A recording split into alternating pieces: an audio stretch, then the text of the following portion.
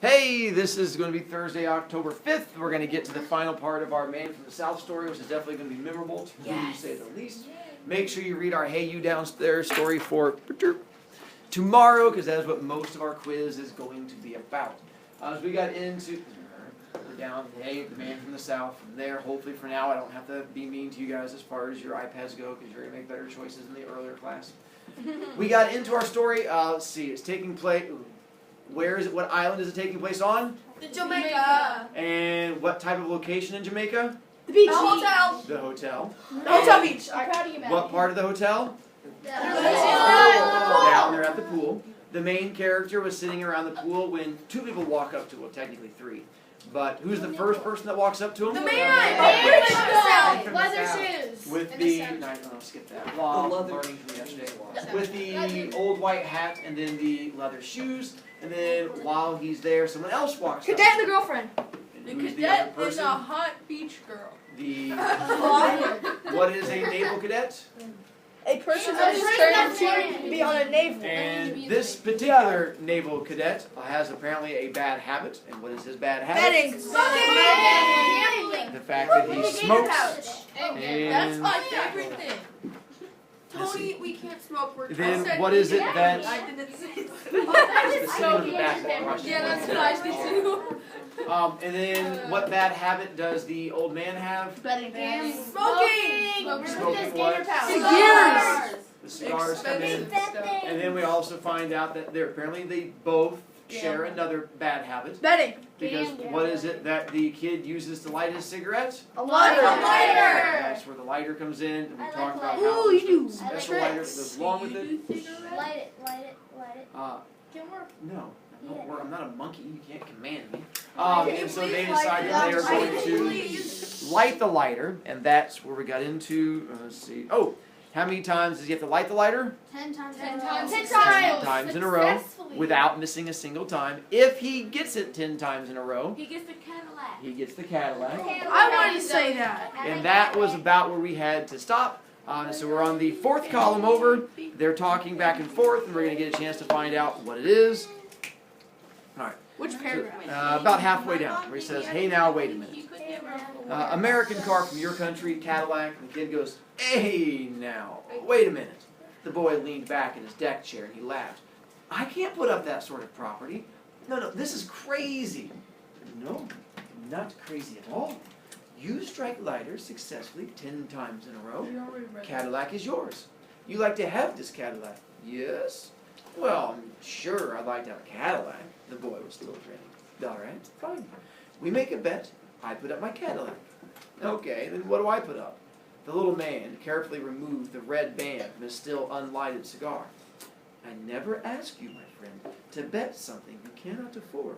You understand? All right, then what do I bet? No, I make it very easy for you. Yes? Okay, yeah, you make it easy. Some small thing you can afford to give away. And if you did happen to lose it, you would not feel too bad, right?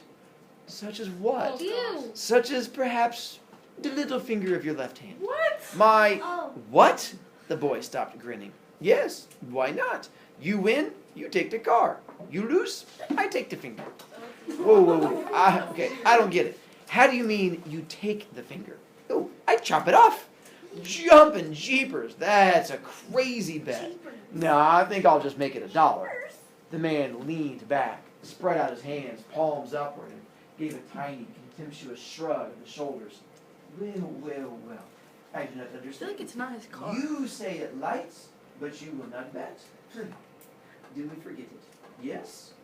The boy sat quite still, staring at the bathers in the pool. Then he remembered suddenly he hadn't lighted his cigarette. He put it between his lips, cupped his hands around the lighter, and flipped the wheel. The wick lighted and burned with a small, steady yellow flame. And the way he held his hands, the wind didn't get to it at all. To back up real quick, so we know the old man's offering up a car, but he says if he wins, what is it the old man wants? Left pinky finger. The left pinky finger. I feel like it's not his car. For sign language. Bubs. Why does he need a finger, an extra finger? Because he's a cannibal. Why we have the whole rest of the story to get to. What if he does eat the finger? I will. Chicken fingers. Deep fried. Could I have a light too? I said. Ah, gee, I'm sorry. I forgot you didn't have one. He held out my hand. Sorry, I held out my hand for the lighter, but he stood up and came over to do it for me. Thank you, I said, and he returned to his seat. You having a good time? Fine. It's pretty nice here. There was a silence then. I could see that the little man had succeeded in disturbing the boy with this absurd proposal. He was sitting there, very still. It was obvious that a small tension was beginning to build up inside of him. Then he started shifting about in his seat and rubbing his chest and stroking the back of his neck. And finally, he placed both hands on his knees and began tapping his fingers against his kneecaps. Soon, he was tapping one of his feet as well. Okay, all right, now, let me just check up on this bet of yours, he said at last. You say, we go up to your room, and if I make this lighter light 10 times in a row, I win a Cadillac. And if it misses just once, then I forfeit the little finger of my left hand. Is that right? Certainly. That is the bet. But I think you are afraid. Well, what do we do if I lose? Do I have to hold my finger out while you chop it off? Oh, no. That would be no good. And you might be tempted to refuse to hold it out. What I should do, I should tie one of your hands to the table before we started, and I should stand there with a knife, ready to go chop the moment your lighter missed. What year's the Cadillac? Excuse? I'm not understanding. What year? How old is the Cadillac? Oh, how old? Yes, it is last year. Quite new car. But I see you are not a betting man. Americans never are. The boy paused for just a moment, and he glanced first at the English girl, then at me. Yeah, he said sharply. Yeah, I'll bet you. Woo. The little man clapped his hands together quietly once. Fine. We do it now. Pause real quick, though. I'll read that. Did the boy originally want to do the bet? No. How, or did you pick up on it, did the old man get the boy to decide to do the bet? Yes. What did he do? I don't know. He said Americans Yeah. always bet it on when he looks So what's he doing to him? He's peer pressure. He's Trying to pressure and taunt him into it. peer pressure. Because the boy's not alone. Peer Who is the boy there with? His girlfriend. This English girl. Little girl. So he's like, oh, you don't want to, it's okay, wussy boy. No, I understand. Little wussy man doesn't want to do it. Wussy man, you okay? And the boy is looking at the girl, he's like, Should I do it? I'm not a wussy! He's like, yeah, finger! And so he gets all excited. So the man plays up the whole, boys are idiots. Tony. Do you know how stupid this is? That he agreed to having his hand tied to the table with the guy knifed right there. I swear. What, Tony? If you saw, I know, I'm excited too. it's so Mr. Brovicast, how do you find such great stories? I feel the same way. Cheeky.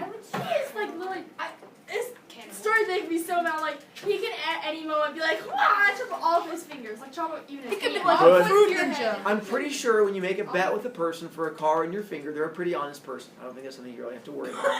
So, If you're going to the hotel room, and you should always go up to weird people's hotel rooms when they have knives. I think that's also a good thing to take away from this. Bubbles. What if you never even own a Cadillac? Real quick. Quickly. Okay. Tony, if someone was like, "Hey, do you want this car or get your finger chopped off?" I can afford my own car for goodness. And there was a hot girl there, you would be like, "Oh yeah, I'm down. Let's do it." yeah, you would do that. No, you would. Hot girls make everything tougher. I exist. That's why this is Yeah. It's true. But don't worry, it gets better. Hey, but who said the English girl was hot? Good. You We're like the hot beach girl. We can talk about creepy stuff later. We do it now. And you, sir? The man turned to me. You would perhaps be good enough to, what do you call it, to referee. He had pale, almost colorless eyes with tiny, bright black pupils. Well, I think it's a crazy bet. I don't think I like it very much. Nor do I, said the English girl. It was the first time she'd spoken. I think it's a stupid, ridiculous bet. Same. So apparently it didn't impress her, but now he's kind of stuck. See? Are you serious about cutting off this boy's finger if he loses? Certainly I am. Also about giving him Cadillac if he wins. Come now, we go to my room. What if he doesn't? He stood up. Would you like to put some clothes first? Because once again, not being creepy, but what's the boy wearing? Bathing He suit. just got out of the pool and walked over, so he's just wearing a bathing suit. Nah, I'll come like this. Then he turned to me.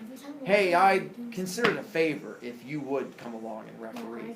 Because, you know, going up to a creepy man's room by yourself is kind of weird. He said he would chop off your finger. Right, it's kind of weird. It's not weird at all. And you come too, he said to the girl. You come and watch. The little man led the way back to the garden of the hotel. He was animated and excited. That seemed to make him bounce up higher than ever on his toes as he walked along. I live in Annex, he said. You'd like to see a car first? It's just here. He took us where we could see the front driveway of the hotel. And he stopped and pointed to a sleek, pale green Cadillac parked close by. There she is, the green one. You like? Say, that's a nice car, the boy said. All right, now we go up and see if you can win her. We followed him up into the annex and up one flight of stairs, and he unlocked his door, and we all trooped into what was a large, pleasant double bedroom. There was a woman's dressing gown lying across the bottom of one of the beds. First, he said, we have a little drink. The drinks were on a small table in the far corner, all ready to be poured, and there was ice and plenty of glasses. He began to make the drinks, but meanwhile he'd rung the bell. And now there was a knock on the door, and a maid came in. Ah, he said, taking a wallet from his pocket and pulling out a pound note. You will do something for me now, please? He gave the maid the pound. You keep that. And now we are going to play a little game here. And I want you to go off and find for me three things. Oh, God. I want some nails, I want a hammer, and I want a chopping knife. A Oh. butcher's chopping knife, which you can borrow from the kitchen. I run. You for can my get it. life. Yes? A chopping knife? The maid opened her eyes wide and clasped her hands in front of her. Wait, you mean a real chopping knife? Yes, yes, of course. Come on now, please. You can find those things surely for me. I said, yes, sir, I'll try, sir. Surely I'll try to get them. And she went. If you're unfamiliar with it, this is what they're talking about. A meat cleaver. It's Off with what your the butchers use for going through bones. That's like a You little know, bit of big to bones. cut off your little pinky. The little man handed around the drinks, and we stood there and sipped them. The boy, with the long freckled face and the pointed nose, bare-bodied, except for a pair of faded brown swim trunks. The English girl, a large-boned, fair-haired girl, wearing a pale blue swimsuit, who watched the boy over the top of her glass all the time. The little man with the colorless eyes, standing there in his immaculate white suit, drinking from his glass and looking at the girl in her pale blue swimsuit. I didn't know what to make of it all. The man seemed serious about the bet, and he seemed serious about the business of cutting off the finger. But what if the boy lost? Then we'd have to rush him to the hospital in a Cadillac that he hadn't even won. That'd be a fine thing. It'd be a silly, unnecessary thing, so far as I can see. Don't you think this is rather a silly bet? No, I think it's a fine bet, the boy answered. He'd already downed one large drink. Well, I think it's a stupid, ridiculous bet. What'll happen if you lose? It won't matter. Come to think of it, I can't remember ever in my life having had any use for the little finger of my left hand. Here he is. The boy took hold of the finger. Here he is. And he has never done a thing for me yet. So why shouldn't I bet him? No, I think it's a fine bet. The little man smiled and picked up the shaker and refilled our glasses. Before we begin, I will present to the referee the keys of the car. He produced a car key from his pocket and gave it to me. The papers, the owning papers and insurance, and the pocket of the car. Then the maid came in again. In one hand, she carried a small chopper, the kind used by butchers for chopping meat bones, and in the other, a hammer and a bag of nails. Good, you get them all. Thank you, thank you. Now, you can go. He waited until the maid had closed the door. Then he put the implements on one of the beds and said, now we prepare ourselves. Yes? And to the boy, help me please with this table. We carry it out a little. It was the usual kind of hotel writing desk, just A plain rectangular table about 4 feet by 3 with a blotting pad, ink, pens, and paper. They carried it out into the room away from the wall and removed the writing things. That's where your part of the story stops, but mine keeps going. And now, he said, a chair. He picked up a chair and placed it beside the table. He was very brisk and very, I know, that's why you can't go to it yet, and very animated, like a person organizing games at a children's party. And now, the nails. I must put in the nails. He fetched the nails and he began to hammer them into the top of the table. We stood there, the boy, the girl, and I, holding drinks in our hands, watching the little man at work. We watched him hammer 2 nails into the table, about 6 inches apart. He didn't hammer them right home. He allowed a small part of each one to stick up. Then he tested them for firmness with his fingers. Those are my 2 nails. Not all the way flat. He leaves like a big chunk sticking up above the table. Anyone would think the guy had done this before, I told myself. He never hesitates. Table, nails, hammer, kitchen chopper. He knows exactly what he needs and how to arrange it. And now, all we want is some string. We found some string. All right, at last we are ready. Will you please 2 sit here at the table? He said to the boy. The boy put his glass away and sat down. Now place the left hand between these 2 nails. The nails are only so I can tie your hand in place. All right? Good. Now I tie your hand secure to the table, so. He wound the string around the boy's wrist, then several times around the wide part of the hand. Then he fastened it tight to the nails. He made a good job of it, and when he finished, there wasn't any question about the boy being able to draw his hand away. But he could move his fingers. Now please clench the fist, all except for the little finger. You must leave the little finger sticking out, lying on the table. Excellent. Excellent. Now we are ready. With your right hand, you manipulate the lighter, but 1 moment, please. He skipped over to the bed and picked up the chopper, came back, stood beside the table with the chopper in his hand. So string around wrist, string around meaty part of hand, put hand on table, string gets tied to the 2 nails with finger out. That way he can't move it the entire time he's there. Guy stands right above it with chopper. As soon as the lighter misses, pa-chink, and off it goes. You should have made a picture. You should have made an animation of the guy swinging and then just like. We are all ready, he said. Mr. Referee, you must say to begin. The English girl was standing there in her pale blue swimsuit right behind the boy's chair. She was just standing there, not saying anything. The boy was sitting quite still, holding the lighter in his right hand, looking at the chopper. The little man was looking at me. Are you ready? I'm ready. And you? Oh, quite ready, he said. And he lifted the chopper up in the air and held it there about 2 feet above the boy's finger, ready to chop. The boy watched it, but he didn't flinch, and his mouth didn't move at all. He merely raised his eyebrows and frowned. All right, go ahead.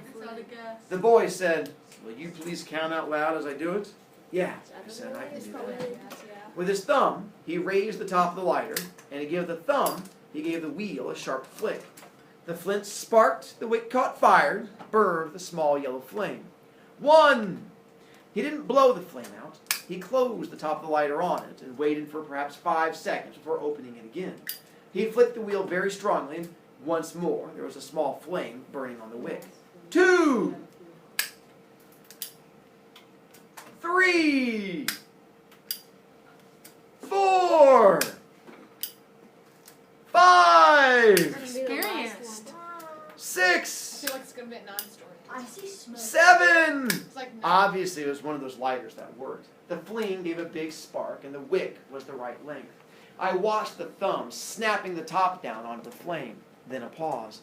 Then the thumb raising the top once more. This was an all-thumb operation. The thumb did everything. I took a breath, ready to say 8. The thumb flicked the wheel. The flint sparked. The little flame appeared. 8! I said. And as I said it, the door opened. We all turned and saw a woman standing in the doorway. A small, black-haired woman, rather old, who stood there for about 2 seconds, then rushed forward, shouting, Carlos! Carlos! She grabbed his wrist, took the chopper, and threw it on the bed, took hold of the little man by the lapels of his white suit, and began shaking him very vigorously, talking to him fast and loud and fiercely, all the time in some Spanish-sounding language. She shook him so fast you couldn't see him anymore. He became a faint, misty, quickly moving outline. Then she slowed down, and the little man came into view again. and she hauled him across the room and pushed him backward onto one of the beds. He sat on the edge of it, blinking his eyes and testing his head on his neck. I am so sorry. I am so terribly sorry that this should happen. It is too bad. I suppose it is really my fault. For 10 minutes, I leave him alone to go and have my hair washed, and I come back, and he is at this all over again. She looked sorry and deeply concerned. The boy was untying his hand from the table. The English girl and I stood there and said nothing. He is a menace, the woman said. Down where we live at home, he has taken altogether 47 fingers from different people, and he has lost 11 cars. In the end, they threatened to have him locked away somewhere. That's why I brought him up here. We were just having a little bet, mumbled the man. I suppose he bet you a car. Yeah, the boy answered, a Cadillac. He doesn't have a car. It is mine. And that makes it worse, that he should bet you when he has nothing to bet with. I'm ashamed. I'm very sorry about it all. She seemed, I'm almost done, an awfully nice woman. Well, I said, then here's the key of your car. And I put it on the table. We were only having a little bet. He hasn't anything left to bet with, the woman said. He hasn't a thing in the world, not a thing. As a matter of fact, I myself won it from him a long while ago. His sister. It took time, a lot of time. But I loved him, and it was hard work. But I won it all in the end. She looked up at the boy, and she smiled. A slow, sad smile. She came over, put out a hand to take the key from the table. And I can see it now. That hand of hers had one finger on it and a thumb. Oh my God. Mr. Brovicast.